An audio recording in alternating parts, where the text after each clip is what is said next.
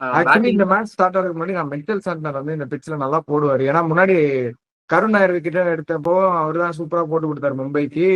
இந்த வாட்டி நல்லா போடுவார்னு நினைச்சிட்டே இருந்தேன். நான் என் கொலி கிட்ட கூட சொன்னேன், சூப்பரா போட்டு தெறிக்க விட்டா வேற லெவல்ல போட்டாரு அவரு. போட்டு திருப்பிட்டாரு, வச்சு திருப்பி எடுத்துட்டாரு.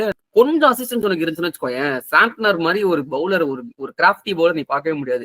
நீ அந்த விக்கெட் பாரு, இவரோட wicket, I think Sameer wicket நினைக்கிறேன். ஃபர்ஸ்ட் பால் வந்து ஒரு 100 கிலோமீட்டர் பர் ஹவர்ல போடுவாரு. செகண்ட் பால் வந்து நல்லா அப்படியே ஃபிளைட் பண்ணி ஒரு 78 கிலோமீட்டர் பர் ஹவர்ல அந்த பேஸ் டிஃபரன்ஸே தெரியும். அப்படியே சீக்கிரம் அப்படியே ஒரு ஷாட் ஆடிடுவாரு, அப்படியே போல்டு. என்ன மனுஷன்யா இவரெல்லாம். சென்னை விட்டதுக்கு வந்து யோசிக்கணும். வந்து கல்டா மட்டிலே ஆச்சு, என்னையால ரிலீஸ் பண்ணீங்க. நல்ல ரீப்ளேஸ்மெண்ட் வச்சிருக்கீங்க. Noor Ahmed. Noor Ahmed okay, but still Santner நான் ஒத்துக்கிறேன். Noor Ahmed I'm not worried about, but still Santner மாதிரி ஒரு பவுலரை வந்து போக விட்டாங்களே, அந்த யூஸ் பண்ணல சரியா. இல்ல இருக்கிறப்பே நல்லா யூஸ் பண்ணல. அந்த ஒரு வருத்தம். ஆமா, என்னதான் ஜடேஜாவும் சாண்ட்னரும் ஒரே மாதிரி பவுலர்ஸ், ஒரே மாதிரி பிளேயர்ஸ் சொன்னாலும் சாண்ட்னர் வேற, ஜடேஜா வேற. ஸ்கில் செட் பாக்குறப்போ நம்மளுக்கே தெரியும்.